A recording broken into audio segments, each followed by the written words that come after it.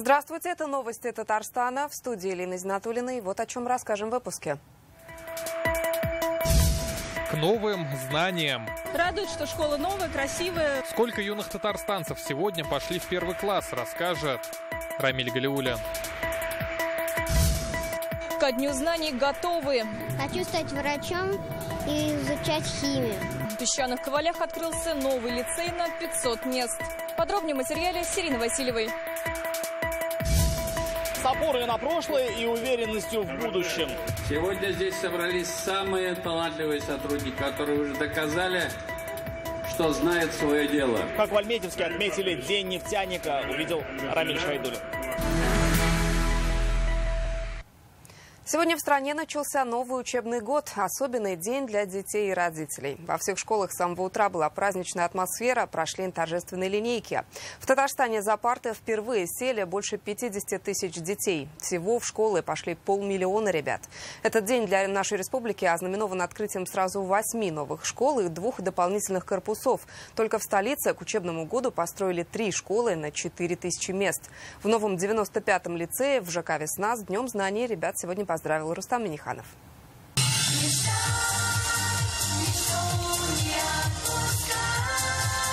Этого дня дети ждали с особым трепетом. Для одних это словно игра, другие не по-детски серьезные. Не меньше, чем первоклашки, переживают взрослые. Для них тоже начинается ответственный этап с домашними заданиями и родительскими собраниями. Очень волнительно было, да.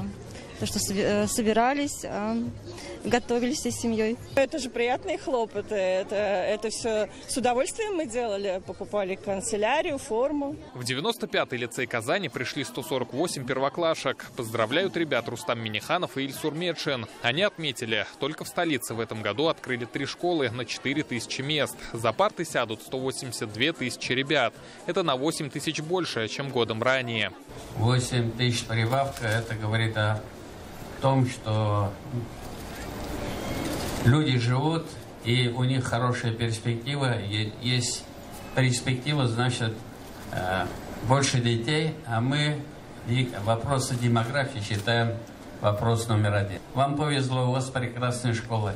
Я всех вас поздравляю с новым учебным годом и успехов. В таком красивом микрорайоне, как «Весна», появилась не просто школа, а школа с бассейном, где дети будут учиться плавать. Спасибо, дорогие родители, что пополняете ряды наших учеников. Надеемся, эта добрая традиция продолжится.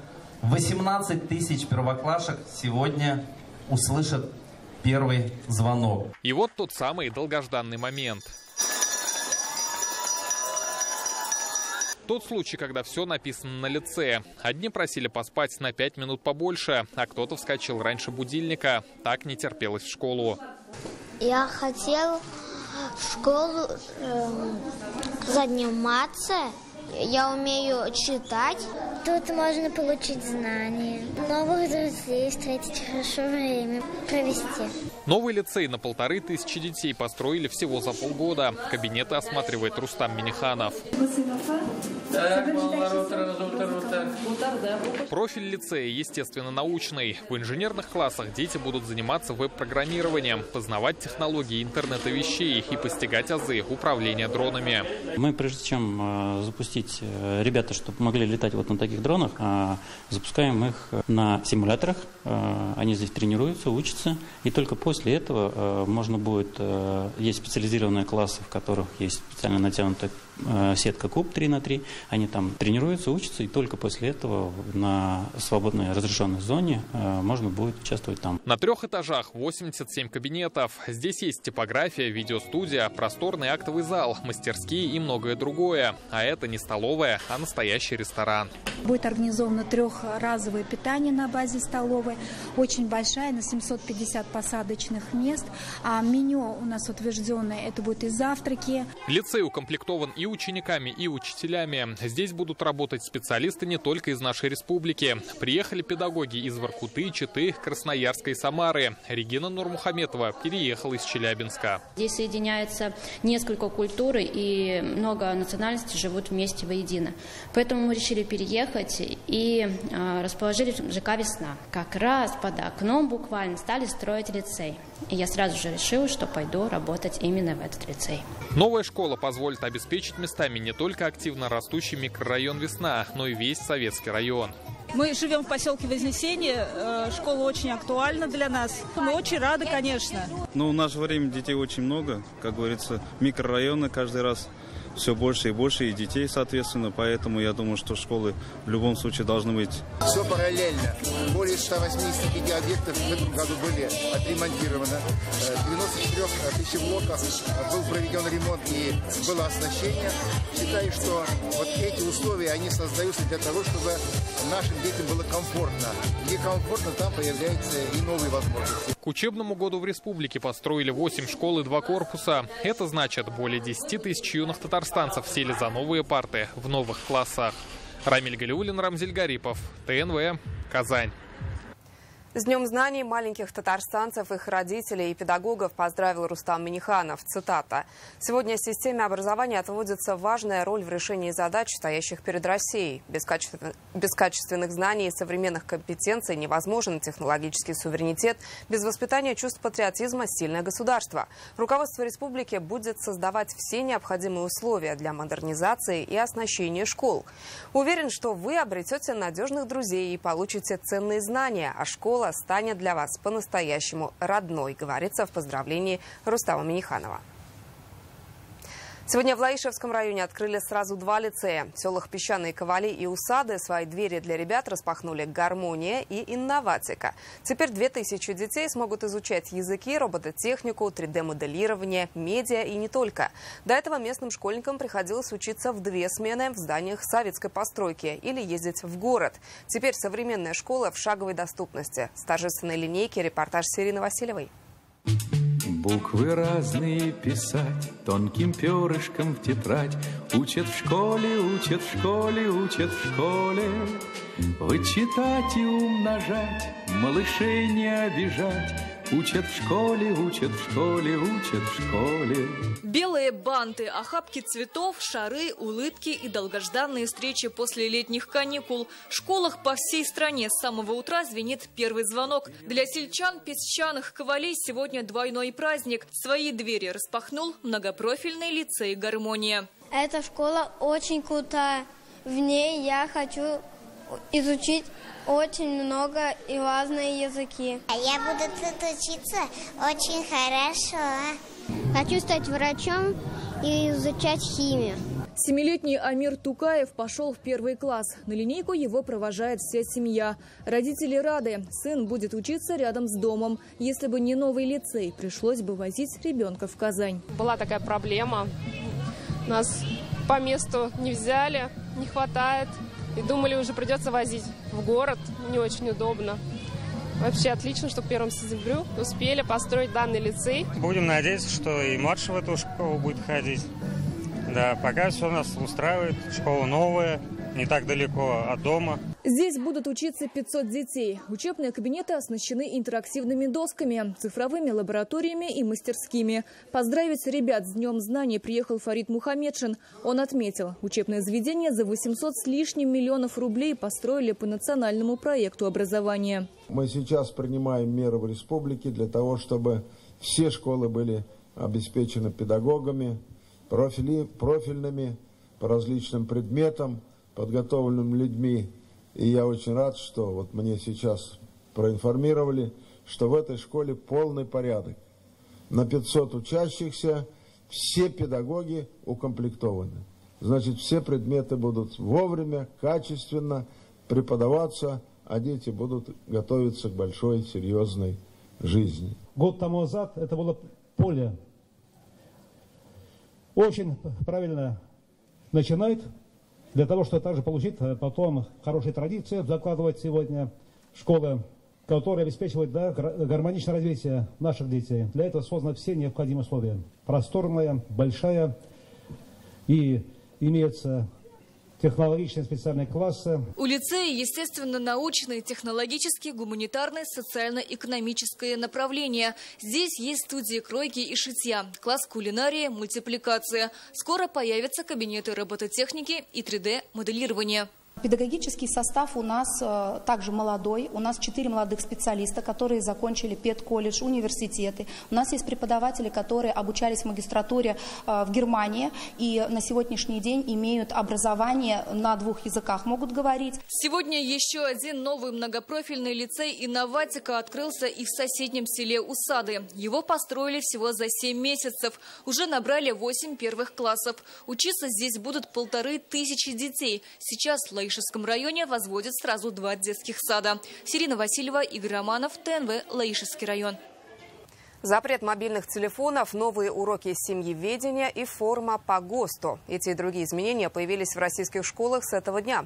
Нововведения коснулись как образовательной программы, так и воспитательного процесса. К чему быть готовыми учащимся и их родителям? Обзор Алены Струминской. Одно из главных нововведений этого учебного года – запрет использования мобильных телефонов во время уроков. Сюда же относятся и умные часы. Доставать их можно будет только с разрешения учителя и только в экстренных случаях, например, для связи с родителями. Ученики 10 и 11 классов теперь будут изучать семьеведение. Эти занятия нужны для формирования семейных ценностей у детей. Педагоги будут вести их в формате диалога и в доверительной форме. Ученикам расскажут об отношениях в семье, азах психологического здоровья и мерах господдержки. Еще одно изменение коснется уроков ОБЖ. Вместо них в школах появится предмет основы безопасности и защиты Родины. Изучать его будут школьники с 5 по 11 классы. Детей научат, как вести себя в чрезвычайных ситуациях, пользоваться средствами защиты и ознакомиться с положениями общевоинских уставов. Для старшеклассников предусмотрены практические занятия. В школу вернутся уроки труда. Их будут преподавать детям с 1 по 9 классы. Помимо привычных кулинарии и столярного дела, ученики начнут изучать новые модули. В аграрных регионах страны это животноводство и растениеводство, в индустриальных – автоматизированные системы и введение в технологии беспилотных летательных аппаратов.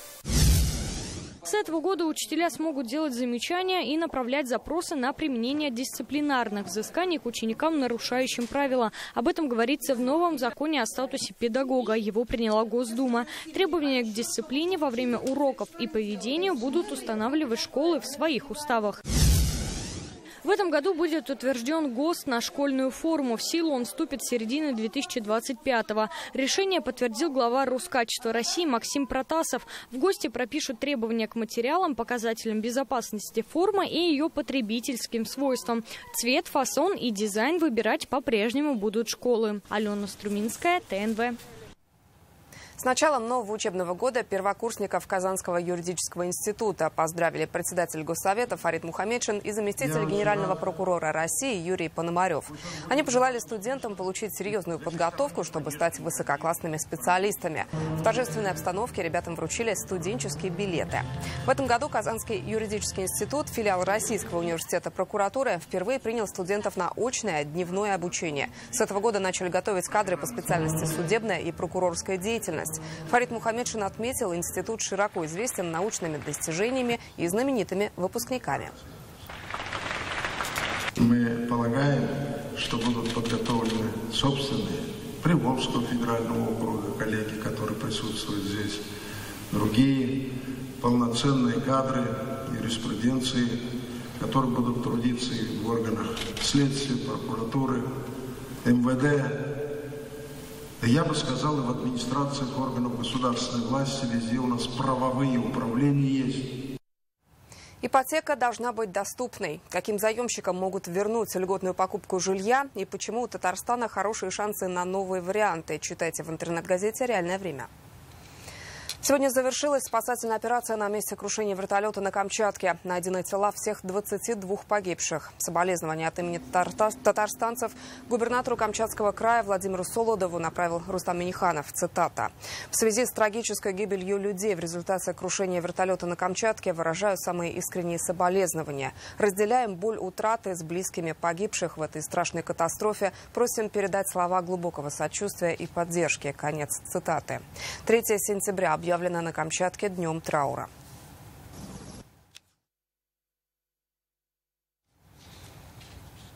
С этого дня в Татарстане выплаты контрактникам выросли до 2 миллионов рублей. Это одна из самых высоких выплат по стране. Их получат те, кто заключит контракт на службу в зоне СВО в нашей республике.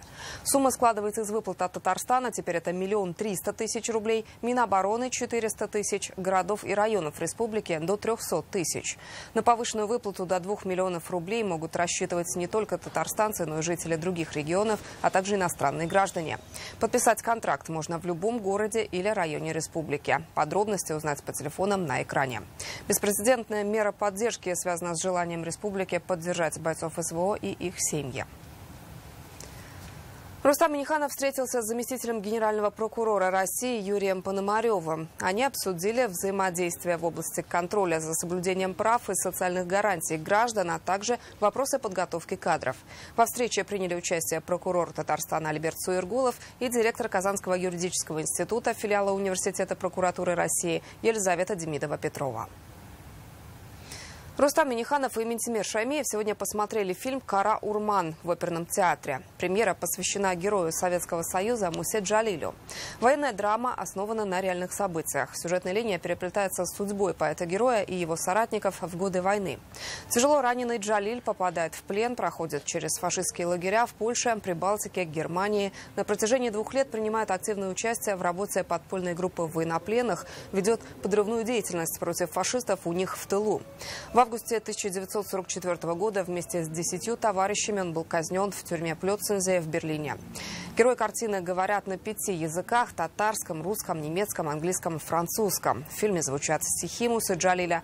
Режиссер ленты Радик Кудаяров. В Альметьевске масштабно отметили День работника нефтяной и газовой промышленности. К празднику приурочили открытие целого ряда объектов. Поздравить большой коллектив нефтяников и газовиков в город приехал раис республики. Нефтянку он назвал фундаментом промышленности. Тех, кто связал жизнь с этой профессией, с сильными людьми, а изменения впечатляющими. По традиции праздник совпал с ежегодным конкурсом профмастерства Татнефти. Молодые нефтяники смогли удивить гостей. Репортаж Рамиль Шайдульна.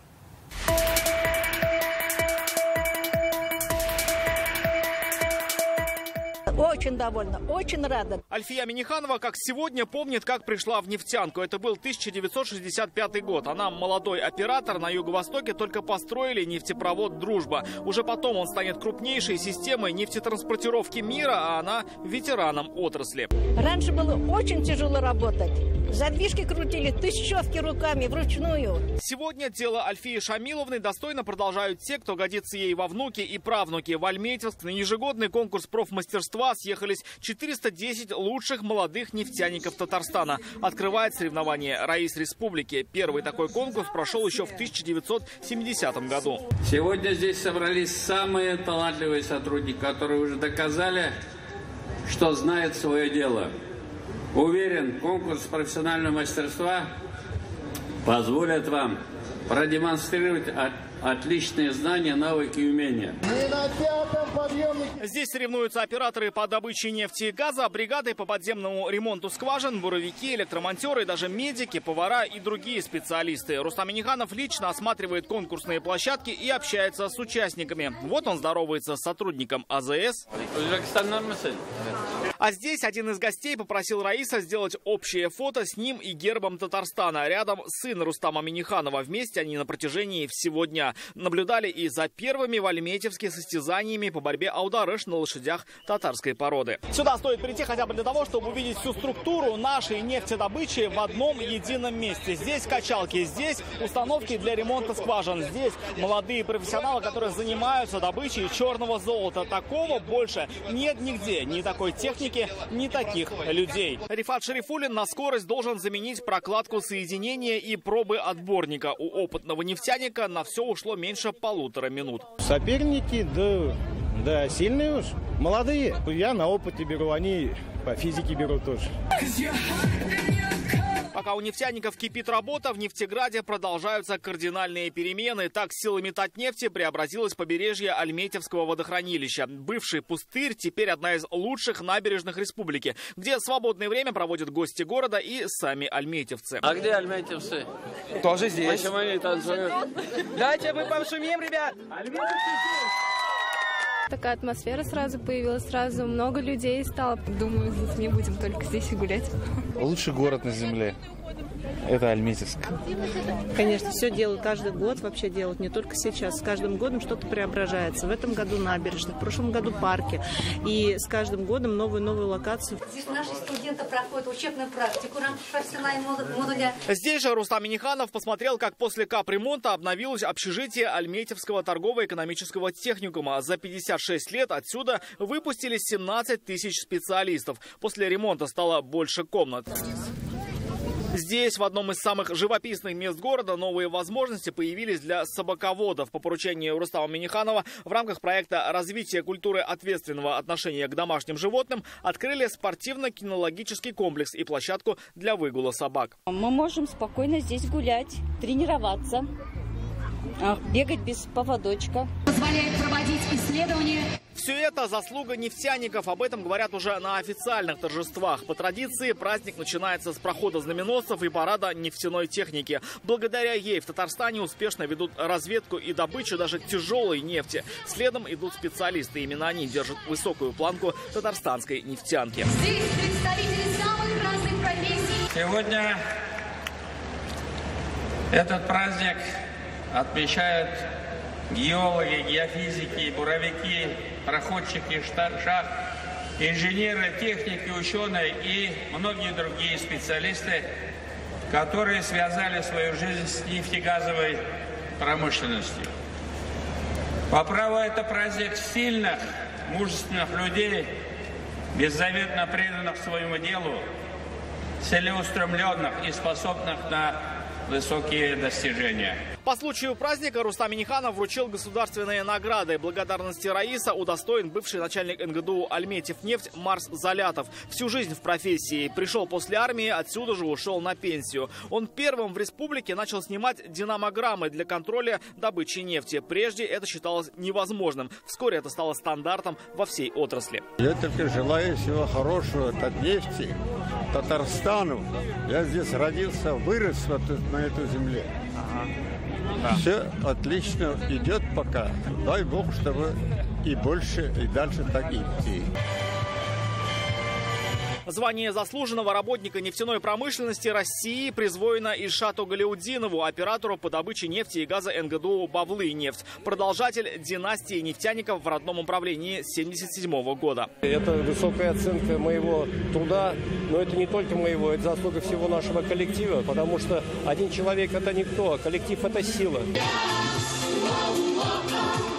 Именно они вносят огромный вклад в социально-экономическое развитие республики. Нефтегазовый комплекс был и остается ключевой отраслью экономики и движущей силой Татарстана. Рамиль Шайдуль, Надель Мендубаев, ТНВ, Альметьевск.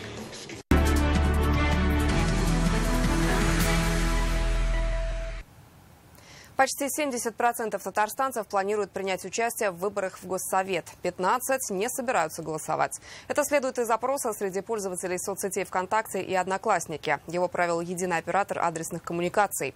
В исследовании приняли участие больше 1200 человек. На вопрос, если бы выборы проходили в ближайшее воскресенье, за какую партию вы бы, скорее всего, проголосовали, больше 70% отдали предпочтение «Единой России». КПРФ выбирают 10% респондентов. Голоса за новых людей и ЛДПР поделились почти поровну. За «Справедливую Россию» чуть меньше 3%. Согласно опросу, «Единая Россия» лидирует во всех районах, оставаясь основным политическим игроком.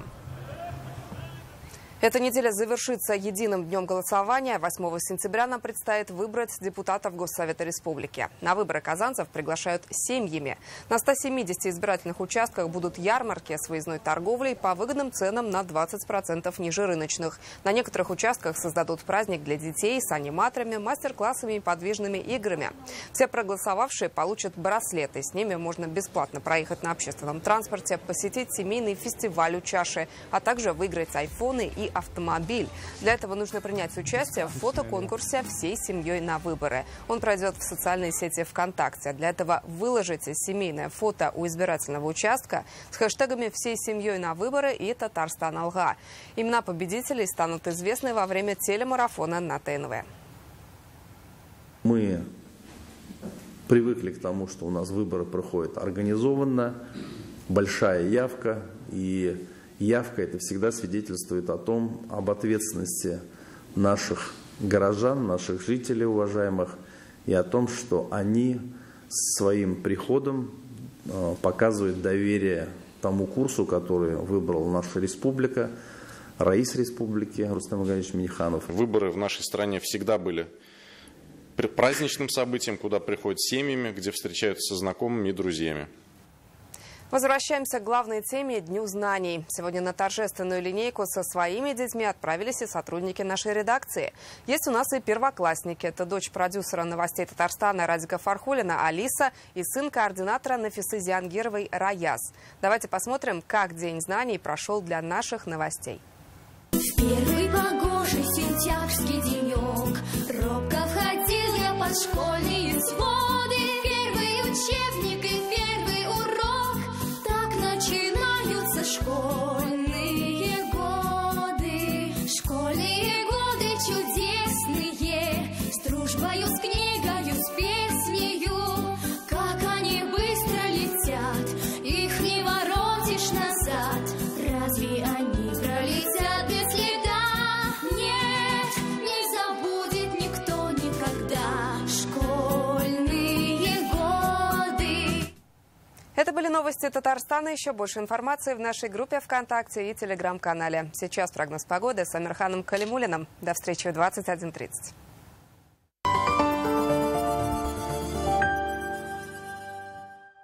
Жить на берегу озера рядом с природой. Что может быть лучше? Новый жилой комплекс «Алтын-Яр». Ипотека 3,5%. Без удорожания стоимости квартиры. «Алтын-Яр». Гармония к комфортной жизни. 216 68 68. Теперь присоединиться к электрическим сетям проще, чем кажется. Зайдите на сайт сетевой компании, авторизуйтесь, подайте заявку на техприсоединение и следите за ее исполнением с мобильного устройства. Сетевая компания. С заботой о каждом, с энергией для всех.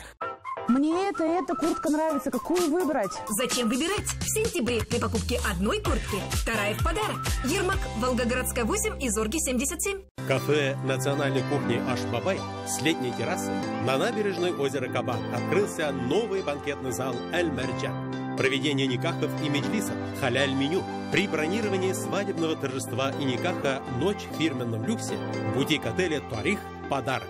Казань, улица Марджани, 16. На лишние траты тебя мы не подначиваем. Телекарта говорит: смотри, не переплачивай. С 10 по 15 сентября 2024 года в Москве в Малом театре России пройдут долгожданные гастроли татарского театра Галяскара Камала. На исторической сцене и на Большой Ордынке будут сыграны 6 лучших спектаклей. Билеты в продаже для зрителей старше 12 лет.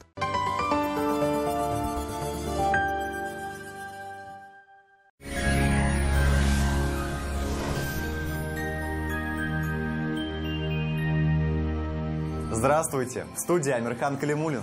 В Татарстане в предстоящие сутки температурный фон останется довольно высоким. Будет тепло и сухо. Подробнее через несколько секунд. Изготовление любой корпусной мебели от Данил Мастер в сентябре со скидкой 20%.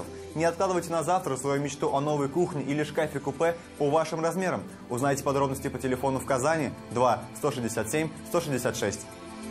По данным сервиса Яндекс.Погода, в Арске, Балтасях и Зеленодольске переменная облачность, местами небольшие дожди. Температура днем плюс 23-25, ночью плюс 8-11 градусов. В Буинске, Кабицах и Апастово малооблачно, слабые осадки. Температура днем 25-27, ночью 10-13 градусов тепла.